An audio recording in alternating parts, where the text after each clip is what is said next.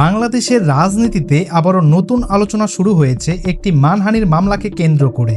BNP জ্যেষ্ঠ নেতা মির্জা আব্বাসের মানহানির অভিযোগে জাতীয় নাগরিক পার্টির মুখ্য সমন্বয়ক নাসির উদ্দিন পাটোয়ারীর বিরুদ্ধে মামলা দায়ের করা হয়েছে।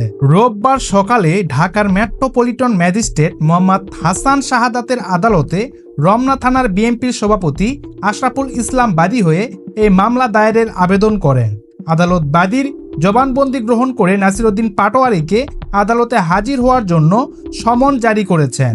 মামলার অভিযোগে বলা হয়েছে, ত্রয়োদশ জাতীয় সংসদ নির্বাচনে ঢাকা ৮ আসনে বিএনপির প্রার্থী ছিলেন মির্জা আব্বাস, আর জাতীয় নাগরিক পার্টির প্রার্থী ছিলেন নাসির উদ্দিন পাটোয়ারী। নির্বাচনে মির্জা আব্বাস ৫৯,৩৬৬টি ভোট পেয়ে জয়ী হন, আর নাসির উদ্দিন পাটোয়ারী পান ৫৪,১২৭টি ভোট।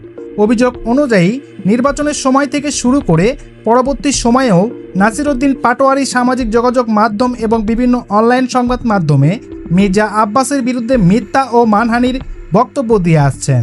এমনকি গত ৫ই মার্চ ফেসবুকে দেওয়া কিছু বক্তব্য বিভিন্ন অনলাইন সংবাদ মাধ্যমে প্রকাশিত হয়, যা সামাজিক যোগাযোগ মাধ্যমে ছড়িয়ে পড়ে এবং এতে মির্জা আব্বাসের সম্মান ক্ষুণ্ণ হয়েছে বলে মামলায় উল্লেখ করা হয়েছে।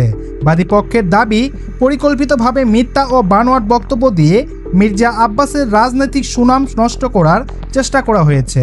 এখন দেখার বিষয় এই মামলার আইনি প্রক্রিয়া কোন দিকে যায় এবং আদালতে হাজির হয়ে নাসির উদ্দিন পাটোয়ারী কী বক্তব্য দেন। সেই অবধি জানতে অবশ্যই আমাদের চ্যানেলটি সাবস্ক্রাইব করে আমাদের সঙ্গেই থাকবেন।